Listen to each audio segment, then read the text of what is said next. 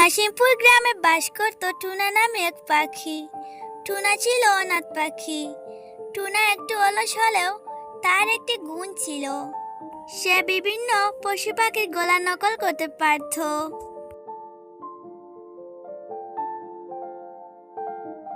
বেশ কিছুদিন হয়েছে টুনার বিয়ে করার, কিন্তু টুনির শুরু হয়েছে বেশ কিছু আবদার। সে সব সময় টুনার কাছে দামি দামি জিনিস চাইতো। এই যে শুনছো, সামনে আমার বোনের বিয়ে, আমার একটা ভালো গহনা চাই, এই বলে দিলাম। কি সোনার গহনা? তার তো অনেক দাম। এত টাকা আমি কোথায় পাবো? কোথায় পাবে তা আমি জানি না, তবে তোমায় আমাকে গহনা দিতেই হবে। তুমি কাল থেকে জঙ্গলে কাঠ কাটতে যাবে, কাঠ বিক্রি করে টাকা উপার্জন করতে হবে, বুঝলি? কেমন? কিন্তু কাঠ কাটা তো অনেক পরিশ্রমের কাজ। এত পরিশ্রমের কাজ আমি করতে পারবো না। তবে নদীতে মাছ ধরতে হবে, রোজগার তো তোমাকেই করতে হবে। এখন আর বনে অনুষ্ঠান হয় না যে তোমাকে ডাকবে। মাছ ধরতে হবে? কাঠ কাটা থেকে একটু সহজ মনে হচ্ছে। ঠিক আছে, আমি কাল থেকে নদীতে মাছই ধরবো। কেমন?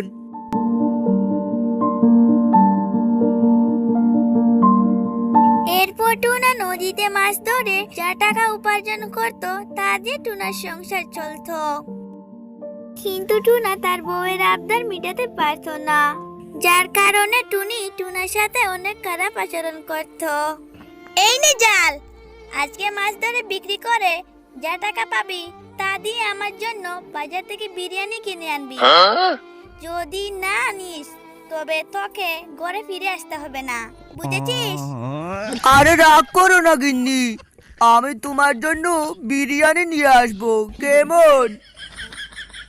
এই বলে টুনা মাছ ধরতে নদীতে চলে যায়, আর সেই নদীতে জাল বিছিয়ে মাছ ধরার জন্য অপেক্ষা করতে থাকে। আরে আজ অনেক মাছ পেয়েছি, যাই এগুলো নিয়ে বাজারে যাই। টুনা যখন বাজারের দিকে যাচ্ছিল, ঠিক তখনই সুখী পায়রা মেয়ে পারুল একটি গাছের নিচে মন খারাপ করে বসে আছে।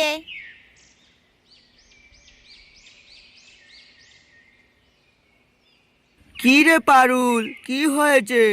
একি তুমি তুমি তো কালো কাকের মতো ডাকতে পারো, তাই না? আমি আমি আরো অনেক ধরনের ডাক পারি, তবে শুন।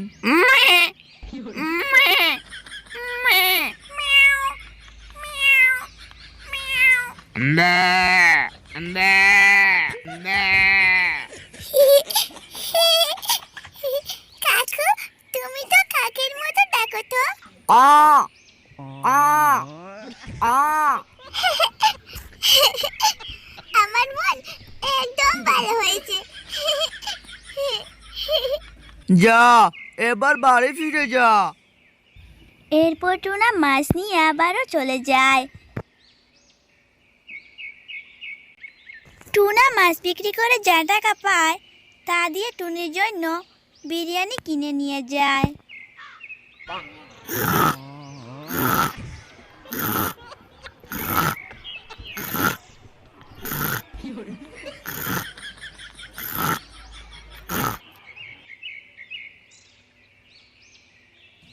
দিন দিন টুনির আবদার বাড়তে থাকে। একদিন টুনা আর টুনি যখন রাস্তা দিয়ে বাড়ি ফিরছিল, তখন তাদের সাথে সুখীর দেখা হয়ে যায়। আরে সুখী, কি হয়েছে?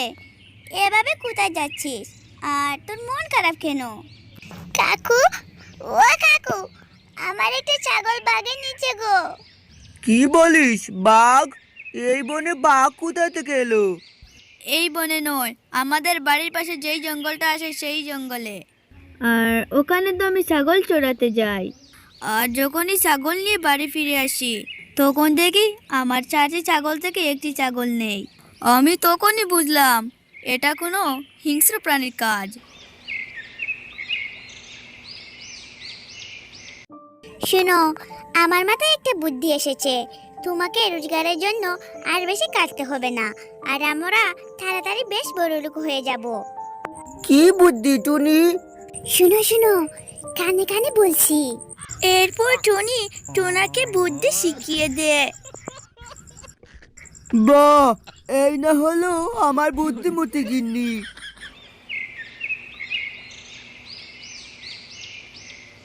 পরদিন সকালবেলা পাখিরা যার যার ছাগল নিয়ে বনের শেষ প্রান্তে নিয়ে যায়।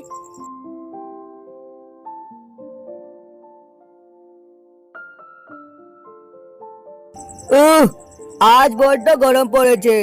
ছাগল গরুগুলো তো ঘাস খাচ্ছে। চলো আমরা সবাই গাছের নিচে বসে বিশ্রাম নেই। Hello hello hello. ওরে বাবা রে, বাঘ! পালাও পালাও, সবাই পালাও! পালাও পালাও, বাঘ এসেছে, সকলেই পালিয়ে যাও।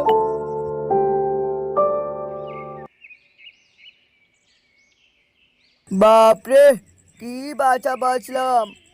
চলো সবাই এবার ছাগল গরুগুলো ফিরিয়ে আনি।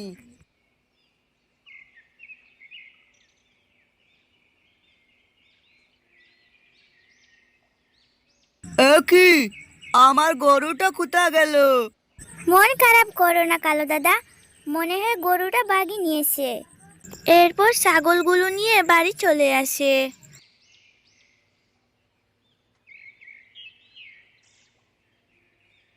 এভাবে দুদিন কেটে যায়। এরপর থেকে জঙ্গলে ছাগল চড়াতে গেলে বাঘের ডাক শোনা যেত, আর কারো না কারো ছাগল গরু চুরি হয়ে যেত। সেসব গরু ছাগল আর পাওয়া যেত না। আর এদিকে হঠাৎ করে টুনার উন্নতি হয়ে যায়, অথচ তাকে কাজ করতে কেউ দেখেনি। একদিন টুনাকে পাশের বনে দেখা যায়। এই নাও ছাগল। তুমি আজকেও ছাগল এনেছো? এত ছাগল কোথায় পাও? কোথায় পাই সেটা তোমার না জানলেও চলবে। তুমি ছাগল কিনবে কি না সেটা বলো, নইলে আমি অন্য দোকানে বিক্রি করব। আরে না না, আমি ছাগল কিনবো। টুনা ছাগল বেচে টাকা নিয়ে চলে যায়। গিন্নি, এই যে দেখো তোমার সোনার গহনা। আজ তোমার বুদ্ধির কারণে এত দূর যেতে পেরেছি। তোমার বুদ্ধি মতো বাঘের গর্জন শুনিয়ে, পাখিদেরকে ভয় দেখিয়ে আমি সেই ছাগল গরু চুরি করি। আর বোকা পাখিরা তা বুঝতেই পারে না। ওরা ভেবেছে বাঘ তাদের গরু চুরি করেছে। আহ আহ আহ আহ। আমি হলাম বুদ্ধিমতী টুনি, আমার কথা চললে আরো উন্নতি হবে। একদম ঠিক বলেছ গিন্নি। কি রে বান্ধবী, ওই টুনা টুনির এত উন্নতি কি করে হলো? টুনা তো কোনো কাজ করে না। আমিও বুঝতে পারছি না। আর কিন্তু কালো দাদা, বাঘ আসে, কিন্তু আজ পর্যন্ত বাঘের কোনো পায়ের চিহ্ন দেখতে পেলাম না, শুধু গর্জন শুনতে পেলাম। আমাদের তো ব্যাপারটি মোটেই ভালো লাগছে না। আচ্ছা কালো দাদা, ওই টুনা তো পশু পাখির গোলানো করতে পারে, টুনা কি এইসবের মধ্যে জড়িত আছে? এইসব তো ভেবে দেখিনি। আমার তো এখন মনে হচ্ছে ওই টুনা এসব কাজ করেছে। তবে টুনাকে এবার হাতে নাতে ধরতে হবে। চলো সবাই।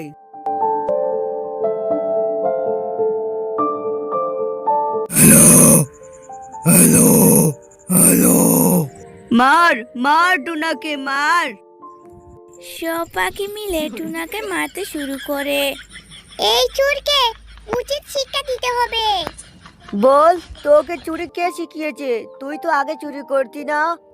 ঠিক আছে ঠিক আছে, আমি তাই বলছি। তোরা আমাকে মেরো না, আমাকে ছেড়ে দাও।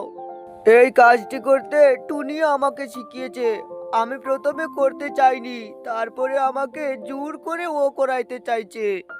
ডাক, তোর টুনিকে ডাক, ওখানে আসুক। তারপরে দেখবি কি মজা হবে তোদের দুজনের। এরপর টুনি খবর পেয়ে সেখানে তাড়াতাড়ি চলে আসে। এরপর টুনি আর টুনাকে চুনকালি পরিয়ে দেয়।